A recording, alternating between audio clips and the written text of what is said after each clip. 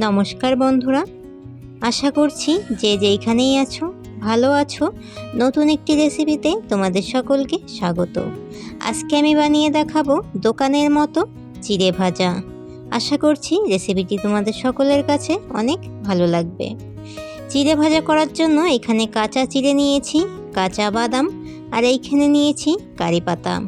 চিড়েগুলো ভেজে নেওয়ার আগ দিয়ে এই রকম ঝাঁঝরি কিংবা চালনির সাহায্যে চিড়েগুলোকে চেলে নিতে হবে। এতে চিড়ের ভেতরে থাকা ধুলোবালিগুলো কিংবা গুঁড়ো চিড়েগুলো নিচে পড়ে যাবে। তারপরে চিড়েগুলো ভেজে নিতে হবে। এইভাবে অল্প অল্প করে চিড়েগুলো চেলে নিতে হবে, এতে ধুলোটা খুব ভালো করে নিচে পড়ে যাবে। এইভাবে সব চিড়েগুলো চেলে নিয়েছি। এবারে চিড়েগুলো ভেজে নেওয়ার জন্য কড়াইতে দিয়ে দিচ্ছি সাদা তেল। তেলটা প্রথমে খুব ভালো করে গরম করে নিয়ে গ্যাসের আঁচটা একেবারে লো ফ্লেমে করে দিয়ে চিড়েগুলোকে এইভাবে ভেজে নিতে হবে। চিড়েগুলো দেওয়ার সাথে সাথেই এইভাবে চিড়েগুলো ভাজা হয়ে যাবে আর খুব তাড়াতাড়ি চিড়েগুলোকে তুলে নিতে হবে। যদি তোমাদের কাছে কোনো রকম ঝাঁঝরি থাকে, সেই ঝাঁঝরিতে করে কাঁচা চিড়েগুলো দিয়ে তেলের মধ্যে ঝাঁঝরিটা ধরলে সেইভাবেও চিড়েটা খুব ভালো ভাজা হয়ে যায়। সেই ক্ষেত্রে তোলার কোনো ঝামেলা থাকে না। আমার কাছে সেই রকম কোনো ঝাঁঝরি নেই বলে আমি এইভাবে চিড়েগুলোকে ভেজে দেখালাম। চিড়েগুলোকে যেইভাবেই ভেজে নাও না কেন একই রকম চিড়েগুলো ভাজা হবে। সব চিড়েগুলো ভেজে নেওয়া হয়ে গেছে। এবারে কাঁচা বাদামগুলো ভেজে নিচ্ছি। কাঁচা বাদামগুলো ভাজার সময় গ্যাসের আঁচটা মিডিয়াম করে রেখে তেলটা গরম করে নিয়েছি। তারপরে গ্যাসের আঁচটা একেবারে লো ফ্লেমে করে দিয়ে বাদামগুলোকে ভেজে নিয়েছি।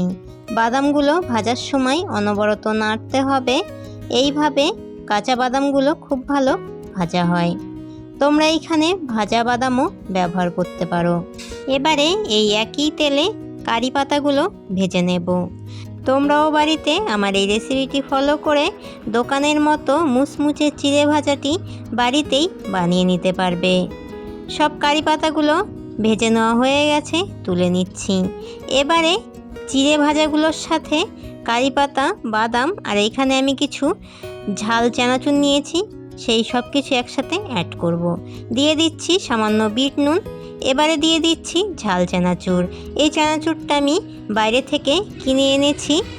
এবারে দিয়ে দিচ্ছি ভেজে রাখা বাদাম, কারি পাতাগুলো একটু ডলে নিচ্ছি।